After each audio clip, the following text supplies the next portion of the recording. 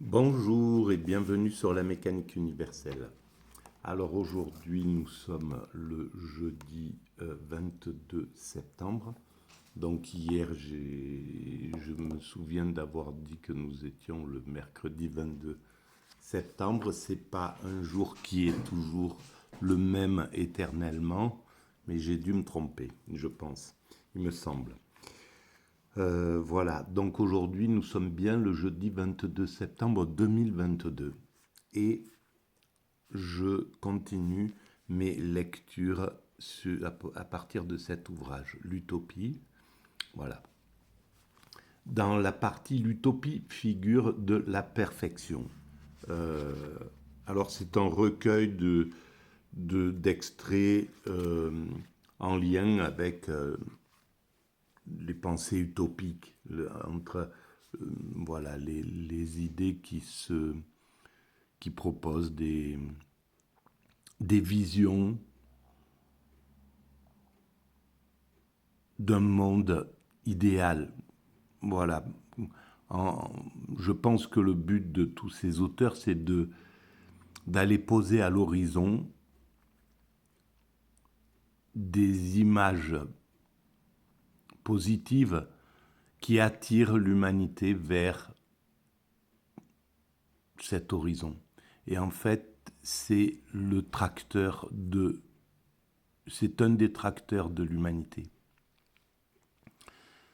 depuis longtemps, depuis, je pense, l'arrivée des grandes spiritualités, des grandes religions. Je pense que c'est à partir de là les, que la pensée, que la vision téléologique d'un, d'une finalité à atteindre par l'humanité a commencé à se bâtir. Et puis au cours de ces millénaires, à s'enrichir et à passer ou à intéresser la philosophie, puis la science-fiction, puis etc., etc. Voilà. Et donc, ce petit recueil me sert d'appui pour défendre l'idée selon laquelle l'humanité est destinée à atteindre son ultime perfection, théorie que j'essaie de développer, de démontrer sur le site mécaniqueuniverselle.net. Voilà. Et donc, ces lectures sont un prétexte à préciser mon travail. Je les découvre en même temps que je les lis. Et voilà, à partir de là, je, je déroule ma pensée. Alors là, j'avais envie de passer. Les dernières vidéos, euh,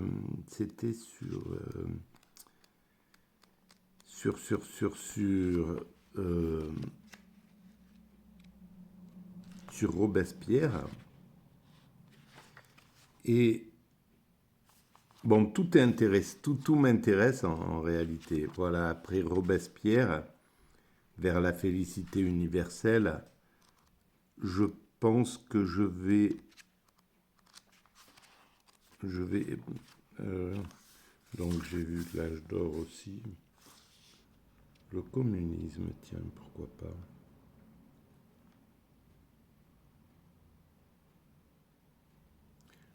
Ça pourrait être, comme j'ai pas trop de temps, voilà, je vais partir du glossaire du Vademecum,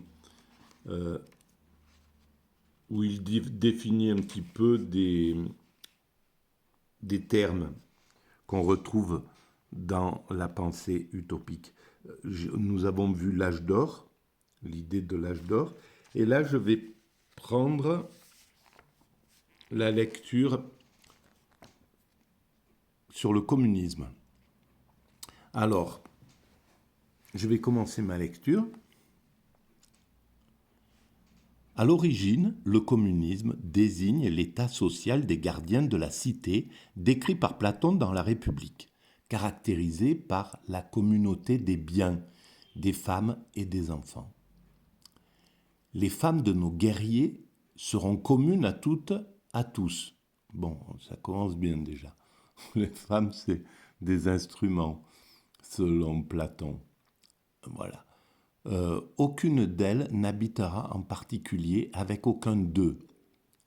Ben, je pense que ça existe en Chine, d'ailleurs. Il y a quelques communautés qui vivent sous ce principe-là. Alors,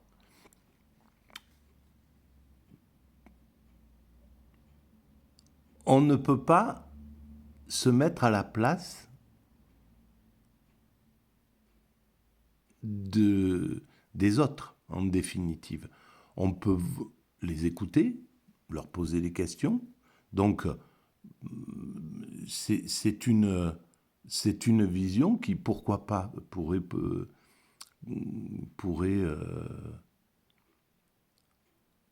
être quelque chose que les femmes ont envie de vivre. On ne sait pas, en réalité, ces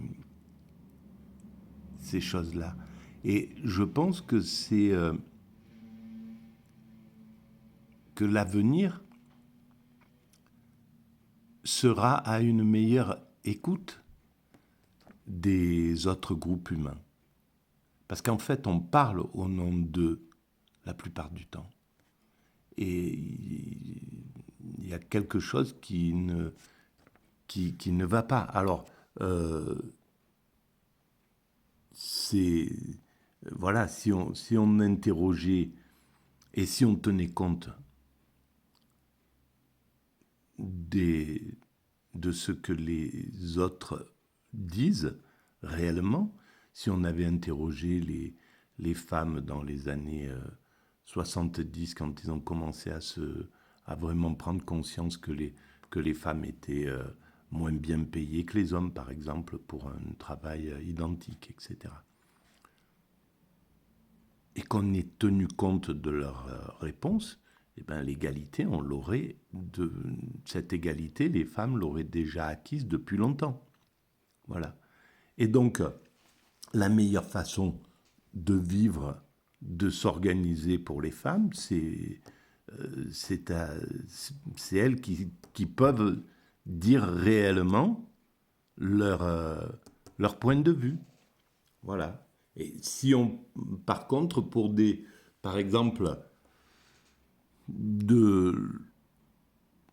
moi je pense que le système matriarcal est plus favorable pour l'humanité que le système patriarcal. C'est mon point de vue. L'humanité devrait pouvoir débattre même de ce type de questionnement. Le système matriarcal, on le retrouve chez les éléphants, ça fonctionne très très bien. Les mâles sont tenus à l'écart, les femmes, voilà, ils ont un rôle comme particulier, etc.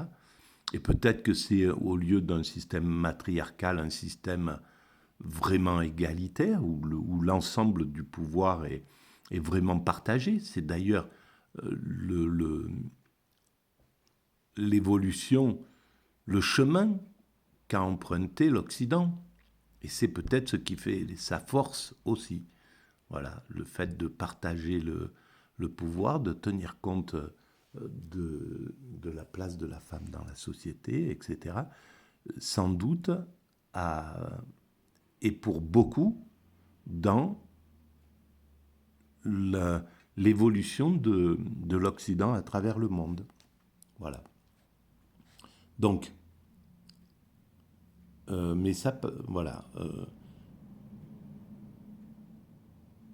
Elle n'habiterait particulièrement avec aucun d'eux. De même, les enfants seront communs, et les parents ne connaîtront pas leurs enfants, ni ceux-ci leurs parents. Bon, c'est extrêmement radical. En réalité, Platon, et je pense que c'est le problème de tous les philosophes,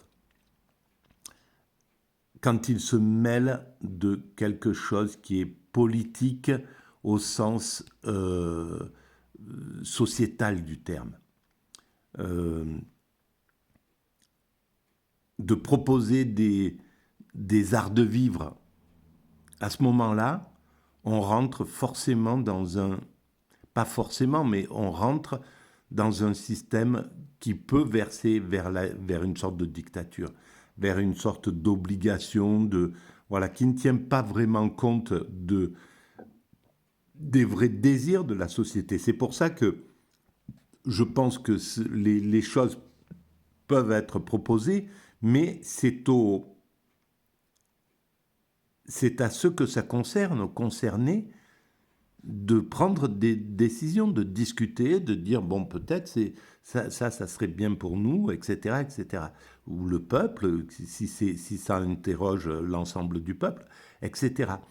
Qu'il soit entièrement bien informé, ça c'est la base d'un système démocratique fonctionnel et positif, correct.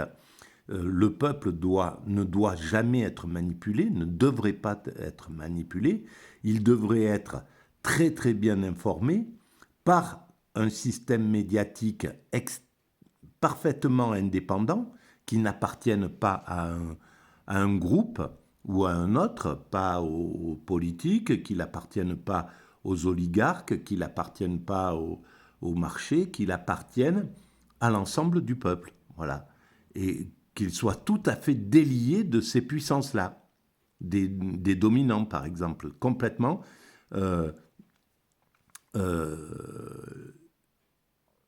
indépendants des dominants.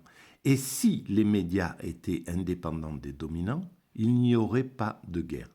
Voilà. Les guerres se font, peuvent se dérouler, sont données à accepter au peuple, tout simplement parce que les médias appartiennent, et depuis tout le temps, appartiennent à une classe dominante, dirigeante, qui est pour cette guerre-là. Et donc, qui arrive à organiser les médias de manière à ce qu'ils donnent soit par oppression, quand l'État domine les médias, ils sont censurés, donc ils sont obligés de relayer la parole du gouvernement, des gouvernements, soit par corruption, parce qu'ils ont été achetés par l'oligarchie, et donc ils se sentent obligés, même s'ils ne sont pas obligés par la force, ils sont obligés par la corruption à dire ce que le groupe dominant leur demande de dire pour influencer le peuple. Si nous avions les démocraties, ça arrivera bien sûr, c'est une question de décennies, même pas plus. Dans quelques décennies, les médias seront libérés de leur dernière attache. En définitive, ils appartenaient ils étaient sous la coupe des politiques, et là c'était absolument rigoureux, c'était inamovible, on va dire. La solution a été de les vendre à l'oligarchie, ce qui fait qu'en fait c'est beaucoup plus facile maintenant de les détacher de l'oligarchie. Ça sera plus facile de les détacher de l'oligarchie. Il suffira que la société prenne conscience du danger qu'il y a à continuer à les laisser à appartenir aux dominants. Voilà. Et c'est pour arriver à ce qu'ils appartiennent au peuple en réalité. Parce que c'est ça, et c'est-à-dire qu'ils appartiennent à eux-mêmes. C'est pas d'appartenir au peuple comme ça. En réalité, les médias doivent appartenir à la corporation des médias tout simplement et être dans cette liberté absolue et sous la contrainte de leur éthique. Voilà, que l'ensemble de cette corporation puisse dire non, là vous n'êtes pas éthique, vous relayez des choses qui ne sont pas justes, ou voilà, vous n'êtes pas dans la lignée éthique de l'humanité. Voilà, si vous soulevez une communauté contre une autre, ou si vous conspuez une communauté, ben voilà, vous n'êtes pas éthique. On n'est pas dans cette dimension. Donc, je pense que que des médias libres, absolument libres, empêcheraient toute guerre d'arriver. Parce qu'ils montreraient forcément, les guerres n'arrivent pas comme ça par hasard, c'est des mécanismes qui sont antérieurs et qui sont basés sur des injustices, sur des sentiments d'injustice, sur des désirs de domination, etc., qui sont au détriment des peuples. Puisque c'est les peuples qui subissent les guerres, c'est les peuples qui sont les victimes les plus intenses. C'est pourquoi les peuples n'ont pas envie ni intérêt de faire la guerre. Ils y sont contraints, en fait, par leur gouvernement. C'est les gouvernements qui poussent, qui, par manipulation, arrivent à faire admettre à leur population la guerre. C'est tout, c'est simple. Et donc pour ça, ils doivent avoir les médias de leur côté, d'une manière ou d'une autre. Qu'ils soient sous la coupe d'un système autoritaire, ou qu'ils soient sous la coupe d'un système pervers oligarchique. Voilà, que ce soit l'argent qui les oblige à manipuler le peuple, ou que ce soit l'autorité. C'est la même chose. En tout cas, les deux font actuellement converger leur peuple vers la guerre et accepter la guerre, alors que c'est au détriment du peuple, puisque ça détruit, ceux qui ont le moins de moyens, souffrent le plus, etc. C'est vraiment la pire des choses pour le peuple, en définitive, le peuple, la guerre. Voilà, cette idée d'une suppression radicale de toute appropriation privative a été fréquemment reprise dans les systèmes utopiques, qui cependant sont rarement allés jusqu'à reproduire le communisme intégral de Platon. Alors oui, bien sûr. Et les mouvements utopistes ont voulu reproduire ces formes communautaires, etc., ces vies communautaires, ces vies en groupe, avec des échecs. Pourquoi ? Parce que nous ne sommes pas encore véritablement aptes à vivre dans ce type de société. Mais un jour, nous construisons en définitive les possibilités de vivre comme ça. L'humanité, en évoluant, va vers ce type de vie où tout sera en commun, etc. C'est ce que j'essaie d'expliquer sur la mécanique universelle. Mais elle y va à son rythme. C'est-à-dire que c'est l'humanité, l'ensemble des hommes qui acceptent doucement tous les principes d'une vie comme ça. Mais pour cela, il ne faut pas que ça soit une obligation. Il ne faut pas, et c'est l'échec, le problème du communisme. Il a voulu imposer cela par la force, et ça ne marche pas. L'humanité ne peut pas accepter des choses avant que ça soit le temps de pouvoir les accepter. Il faut que l'esprit décompresse ses pulsions, certaines pulsions qui sont hostiles à l'égalité, au partage, etc.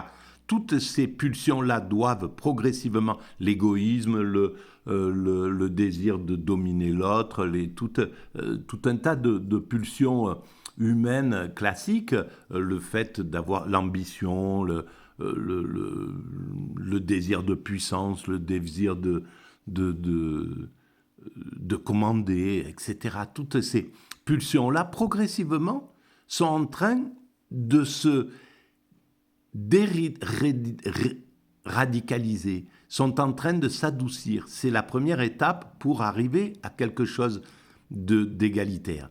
On arrivera à l'égalité, mais il faut que le cerveau humain, que l'esprit de l'humanité se décompresse de ses pulsions animales progressivement. C'est ce qu'on fait depuis des millénaires, on fait travailler tout ça, et tout fait travailler ça en réalité. Le fait, rien que le confort, par exemple, voilà, le fait qu'on soit obligé d'être vigilant, d'être attentif quand on a une cuisinière à gaz ou n'importe, l'électricité, de faire ça, d'avoir... Toutes ces exigences sont là pour nous obliger à nous maîtriser, à prendre la maîtrise de nous-mêmes.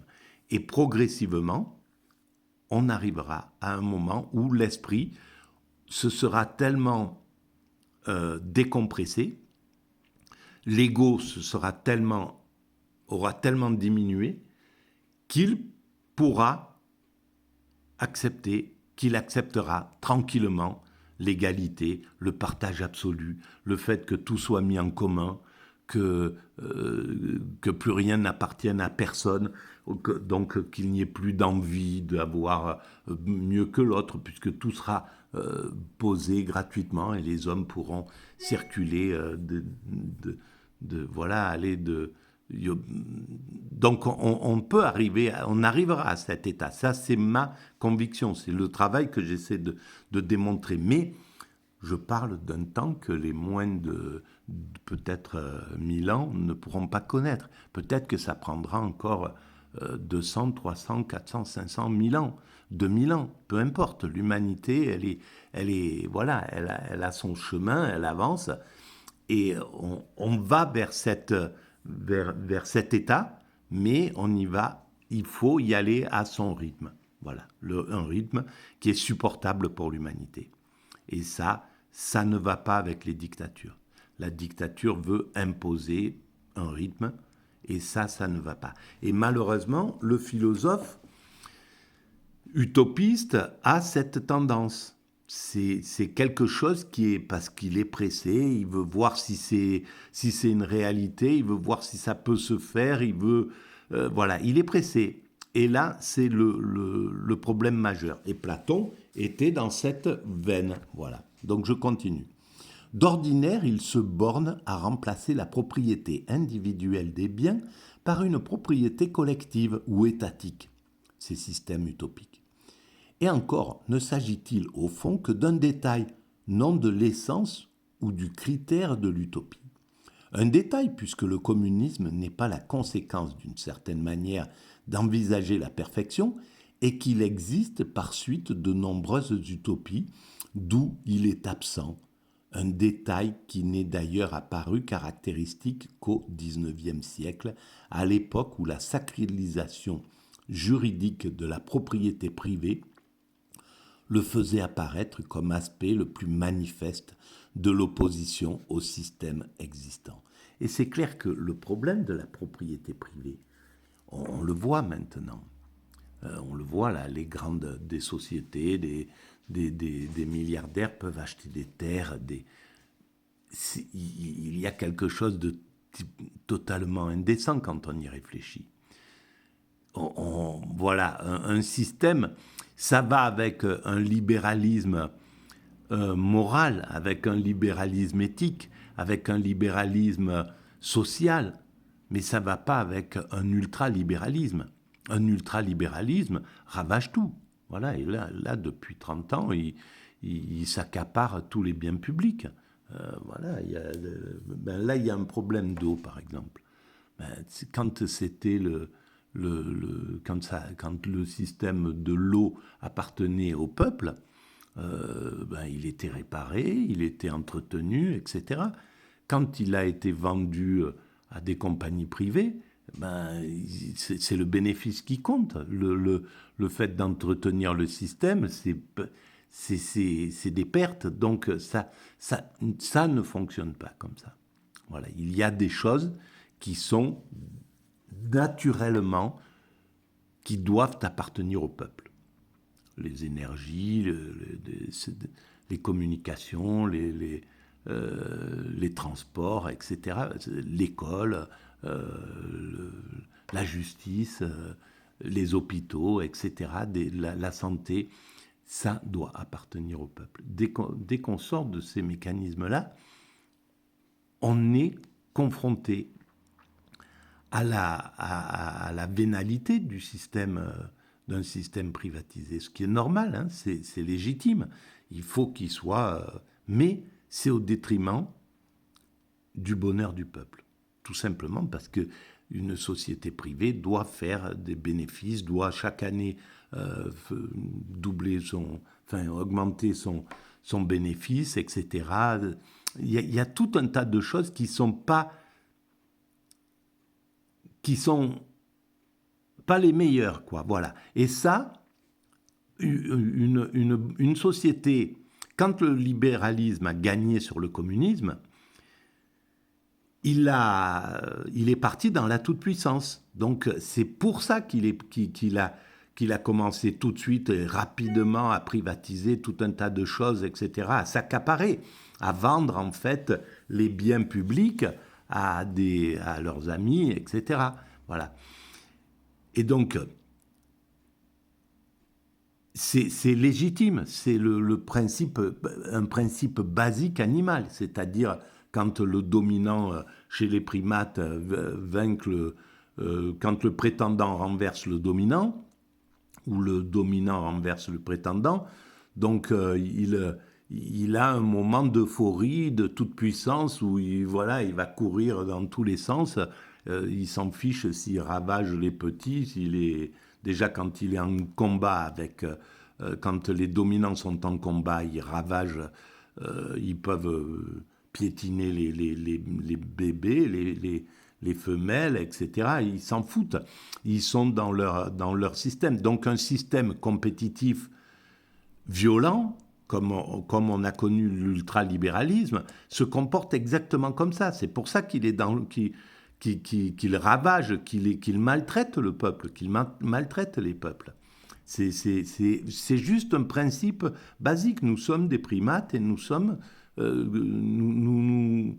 avons juste sophistiqué des choses basiques qui existent déjà chez les primates. Et donc, une fois que le dominant a gagné, il rentre dans un état de toute puissance. Voilà, d'abord il écarte, il veut plus entendre parler de l'autre. Et là, le libéralisme, quand il a renversé le communisme, il voulait plus entendre parler de ses valeurs, de toutes les valeurs sociales ou des services publics, des choses comme ça. Il voulait plus du tout entendre parler de ça. Et c'est grâce à ça qu'il a ravagé tous les acquis en l'espace de 30 ou 40 ans. Voilà. Et donc, l'idéal, ça serait un système qui prend le meilleur des deux côtés. Voilà. Et ça, je pense que ça viendra. Il faut que le capitalisme, que le nouveau capitalisme, le néolibéralisme actuel, là, finisse son tour de piste de toute puissance, arrête de se taper sur les bronches, en se disant qu'il est tout puissant. C'est ce qui va arriver, c'est ce qui commence à arriver. Et à ce moment-là, pourra revenir des valeurs qui ont été découvertes par le communisme, par le socialisme, etc. Ces valeurs, certaines choses seront incluses dans le capitalisme ou une nouvelle forme de gouvernance qui prendra le meilleur de tous les mouvements, pour pouvoir fonctionner le mieux possible pour l'être humain, parce qu'en fait, c'est ça l'idée. C'est alors qu'Alfred Sudre intitule son étude sur les origines de l'utopie « Histoire du communisme » en 1849. Alors c'est peut-être là où ça commence l'idée du communisme. C'est également par ce mot que Marx désigne, dans une première période de son évolution philosophique, les doctrines utopistes de Cabet, Weitling, etc. Donc en fait, il y avait des précurseurs au communisme. Hein. Je ne savais pas ça, que Marx, c'est pas une idée spontanée qui est arrivée comme ça, qu'il a une créativité. Mais je pense que c'est naturellement pas comme ça que ça se passe. On est tous... la créativité, c'est pour ça que ça appartient pas à un homme, même les grandes idées, pas celles dont on parle là, de Platon, sont, voilà, c'est des choses il a pris appui sur d'autres choses. Et la créativité, c'est toujours quelque chose comme ça. Voilà. C'est pour ça que c'est bien de... Bon, c'est normal d'incarner quelque chose. Mais par exemple, voilà, la tour Eiffel, on l'appelle la tour Eiffel, qui est du nom de Eiffel, de celui qui l'a construit. Mais il y avait tout un cabinet d'études qui a pensé, qui a imaginé. Et c'est dommage, voilà, on ne rend pas hommage à certains dans cette créativité. C'est ce que j'essaye de faire sur la mécanique universelle. C'est pourquoi je dis, le mendiant au coin de la rue, il travaille autant que le sociologue qui parle qui écrit sur les SDF. Il a le même... Voilà, ils font un travail conjoint, et sauf qu'il n'y en a qu'un qui va recevoir les lauriers, les éloges, oh, bravo, merci, votre livre est formidable, etc. Et on oublie qu'en définitive, celui qui,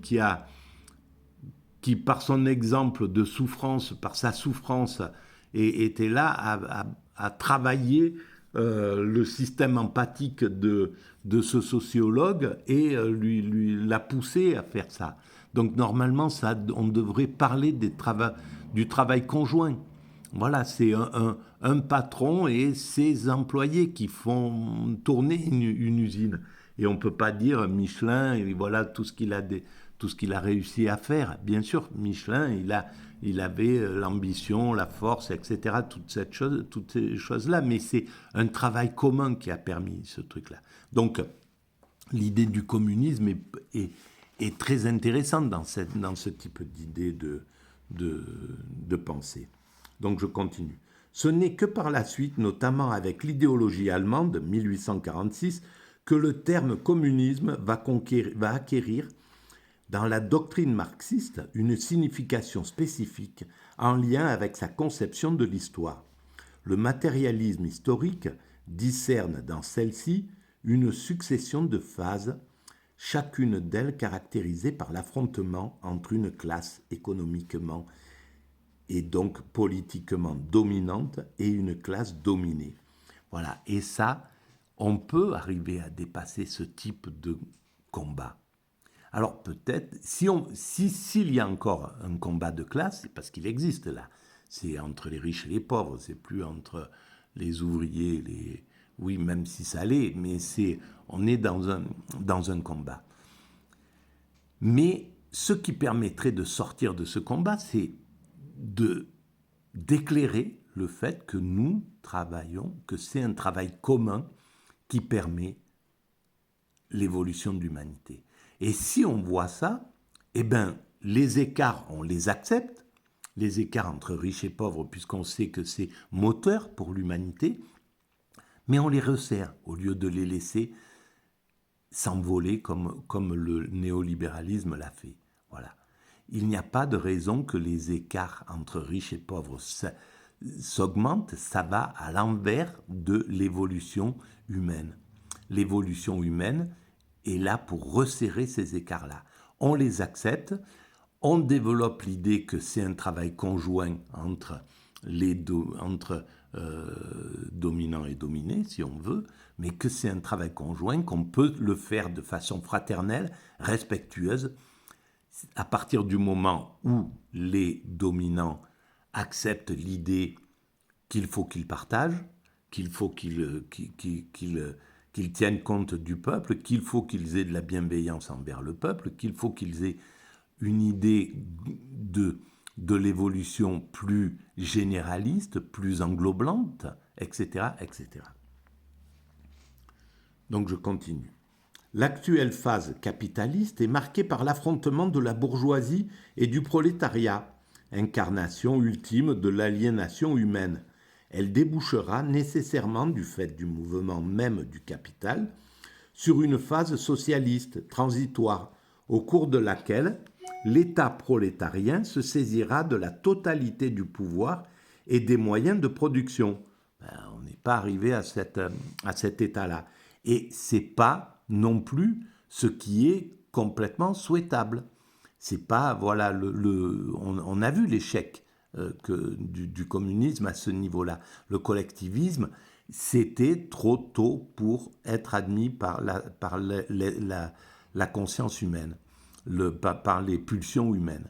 Voilà, c'était trop tôt et d'où son échec. C'est pour ça que c'est le capitalisme qui l'a gagné, à juste titre. C'est normal. Voilà. Ils sont allés trop loin, en définitive. Ils auraient dû laisser une partie de libéralisme et voilà, et puis laisser le choix aux êtres humains, la liberté aux êtres humains de choisir ce qu'ils voulaient, aller dans le collectivisme ou dans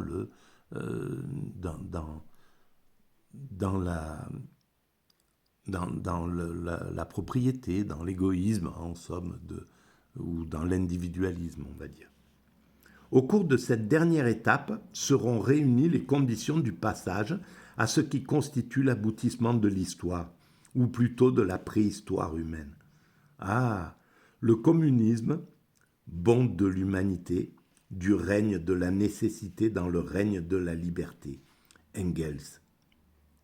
Les forces objectives étrangères qui, jusqu'alors dominaient l'histoire, passent sous le contrôle des hommes eux-mêmes. Ce n'est qu'à partir de ce moment que les hommes feront eux-mêmes leur histoire en pleine conscience. Alors, ça partait d'un très bon... de bonnes intentions.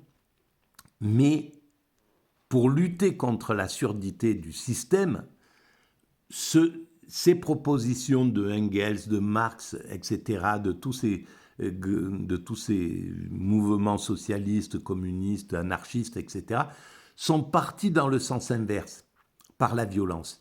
Parce qu'on ne sait faire que ça, malheureusement. Et ça ne marche pas. C'est pas possible. Quand on est dans un système de confrontation et non pas de dialogue, d'écoute, d'intelligence qui fait doucement passer les idées, etc., ils ne pouvaient pas le faire parce qu'ils avaient devant eux un mur aussi qui était là. Les torts sont partagés comme dans tous les systèmes, comme un couple qui se déchire, les torts sont partagés. On est dans des systèmes comme ça. Donc, mais le fait d'aller vers l'excès, au lieu de choisir la méthode douce pour faire changer le système, eh ben, a fait que ils ont dû être excessifs et dire voilà, ben, on donne tout au peuple, c'était tout aux capitalistes, on donne maintenant tout au peuple, c'est notre intention. Et en fait, c'était une mauvaise lecture des pulsions humaines, de la société humaine, et même de la démocratie. La démocratie, c'est bien les dominants qui montent en tête de gondole pour faire la politique de l'ensemble, et non pas la politique des dominants, bien sûr. Sinon, on est en oligarchie, en aristocratie, en dictature, ce qu'on veut. Mais en démocratie, c'est l'inverse. Et donc, là, il a manqué cette conscience à ces penseurs du communisme. Voilà. Dans cette conception, le communisme ne se caractérise plus seulement par la suppression de la propriété, il implique aussi, avec la disparition des conflits de classe et de contradictions, la réconciliation générale et absolue, maîtrise des choses, en même temps que le dépérissement de l'État et du droit. Réconciliation définitive, il n'y aura pas d'après-communisme, dans la mesure où il n'est rien au-delà de la perfection, d'où un suicide du matérialisme historique. Robelin, Inge Labica, Dictionnaire critique du marxisme. Eh bien, l'histoire à venir n'ayant plus rien de dialectique et peut-être plus grand-chose d'historique.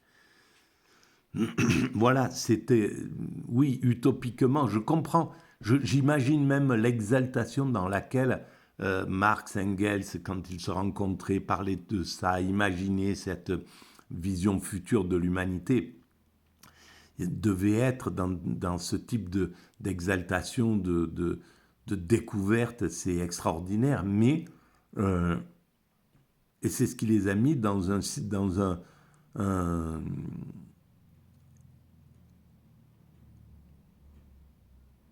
une téléologie de combat, en définitive.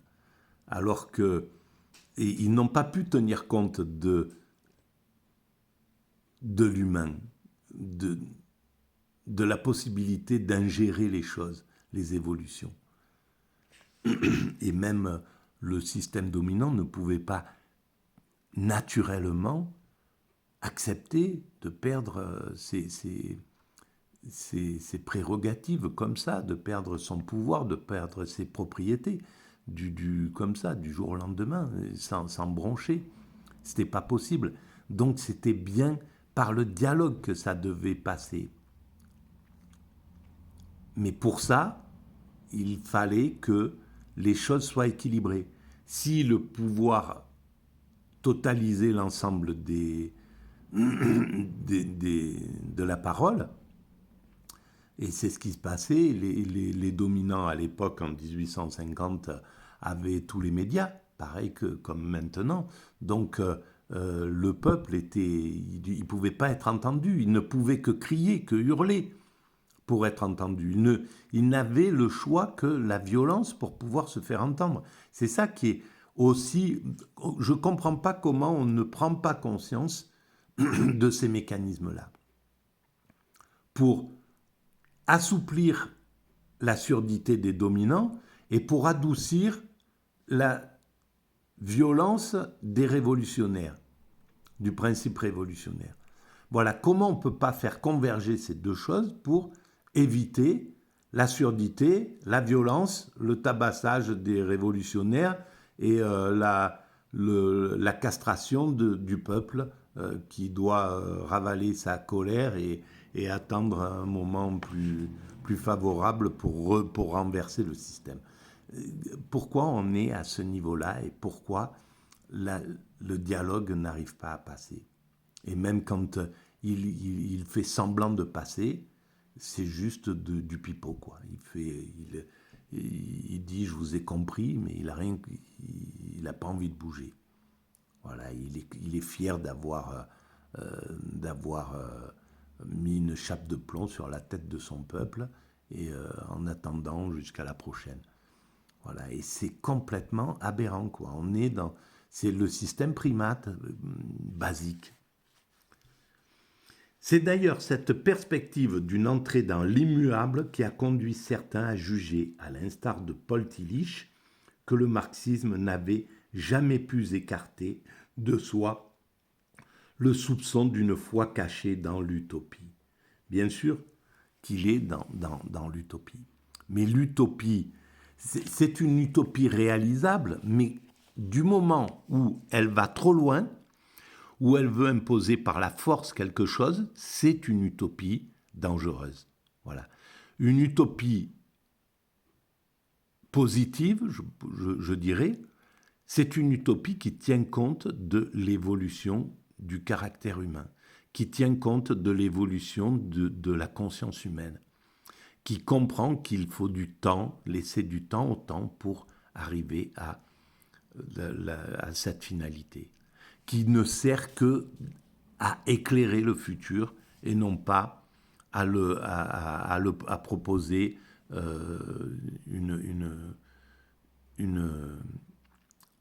le bousculer pour arriver plus vite à se concrétiser. Voilà, donc là j'ai fini de lire cette partie du communisme. Je vous remercie pour votre écoute et je vous dis à très bientôt. Merci.